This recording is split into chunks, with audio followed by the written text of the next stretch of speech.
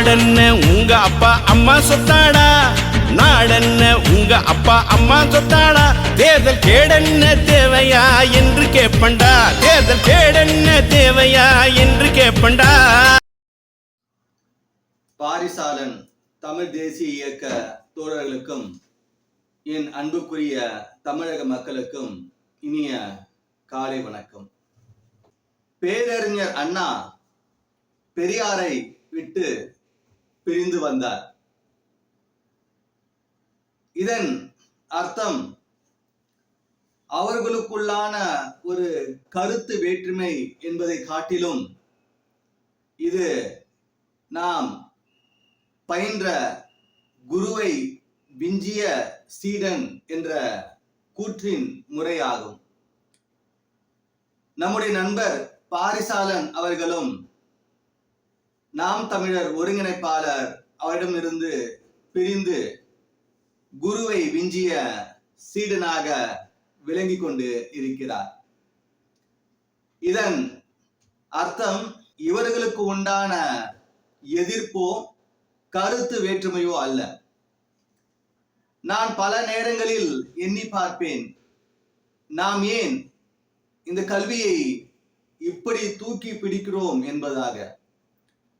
கல்வி என்பது ஒரு ஆளுமையினுடைய ஆராய்ச்சியை, அவருடைய முடிவை நம்மிடம் கொடுத்துவிட்டு செல்கிறார். அதிலிருந்து தானே நாம் தொடங்குவது அறிவுடைமையாகும். ரைட் பிரதர்ஸ் அவர்கள் விமானத்தை கண்டுபிடித்து விட்டார்கள். அதை அறியாத ஒருவன் நான் விமானத்தை கண்டுபிடிக்க போகிறேன் என்று செயல்படுவானானால் அது எவ்வளவு முட்டாள்தனமான ஒரு முடிவாகும். இதற்காக தான் நாம் கல்வியை உயர்த்தி பிடிக்கிறோம். எங்கு ஒரு அறிஞர் விட்டு சென்றாரோ அதிலிருந்து அடுத்த தலைமுறை தொடங்க வேண்டும் என்பதே இதன் பொருளாகும். ஆகவே பெரியார் ஒரு எல்லையை சுட்டி காட்டினார். அவருடைய சீடரான பேரறிஞர் அண்ணா அந்த எல்லையிலிருந்து அவருடைய அரசியலை மேம்படுத்தி தொடங்கினார். இது கருத்து வேற்றுமையோ எதிர்ப்போ அல்ல. இது குருவை விஞ்சிய சீடன். இது குருவுக்கு தானே பெருமை சேர்க்கும். அப்படிதான் பேரறிஞர் அண்ணா ஆட்சியை கைப்பற்றி அதை பெரியாருக்கு சமர்ப்பித்த போது பெரியார் கண்கலங்கி பேரறிஞர் அண்ணாவை புகழ்ந்து பாராட்டினார். அதுபோல் நம்முடைய பாரிசாலன் தமிழ் தேசிய இயக்க தலைவர் அவர்களும் ஒரு நாள்